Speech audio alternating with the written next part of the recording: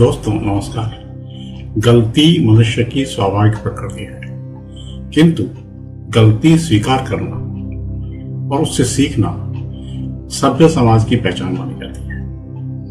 भारतीय सामाजिक परंपरा में गलती होने पर कान पकड़ना केवल एक दंडात्मक क्रिया नहीं है, बल्कि गहरे सांस्कृतिक, मनोवैज्ञानिक और दार्शनिक अर्थों से जुड़ा हुआ प्रतीक है। यह परंपरा पीढ़ियों से चली आ रही है, आज भी अपने मौन संदेश के कारण प्रभावी बनी हुई है।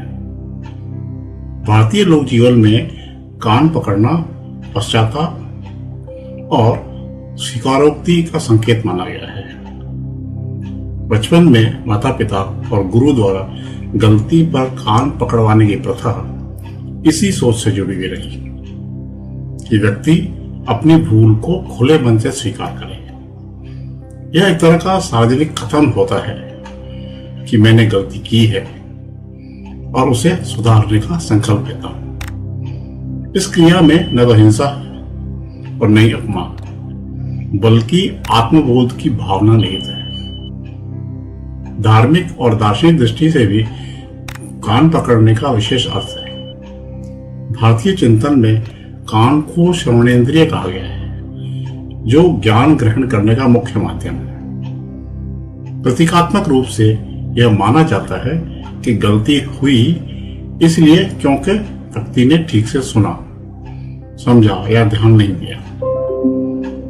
कान पकड़कर क्षमा मांगना इस स्वीकारोक्ति का संकेत है कि अब वह व्यक्ति सावधानी पूर्वक सुनेगा और सीखेगा।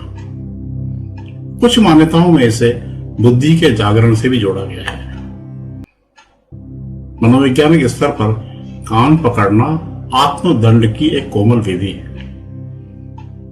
जब व्यक्ति स्वयं को दोषी मानते हुए यह क्रिया करता है तो उसके भीतर अपराध बोध और शर्म का भाव उत्पन्न होता है, और यही भाव भविष्य में उसे वही गलती दोहराने से रोकता है।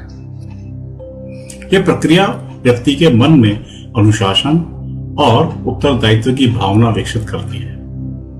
आयुर्वेद और एक्यूप्रेशर की मान्यताओं के अनुसार कान में मस्तिष्क से जुड़े अनेक तंत्रिका बिंदु होते हैं।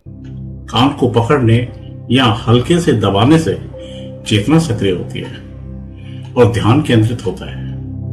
संभवतः इसी कारण प्राचीन काल में शिक्षा के दौरान भी इस क्रिया का प्रयोग अनुशासन और एकाग्रता बढ़ाने के लिए किया जाता था।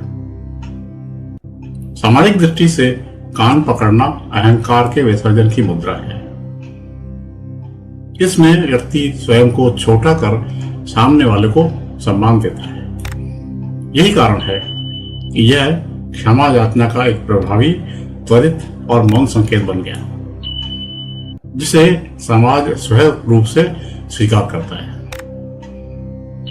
अंततः कहा जा सकता है कि गलती पर कान पकड़ना केवल भय या दंड का परिणाम नहीं है, बल्कि यह सीखने की स्वीकृति, आत्मसंशोधन और विनम्रता का प्रतीक है।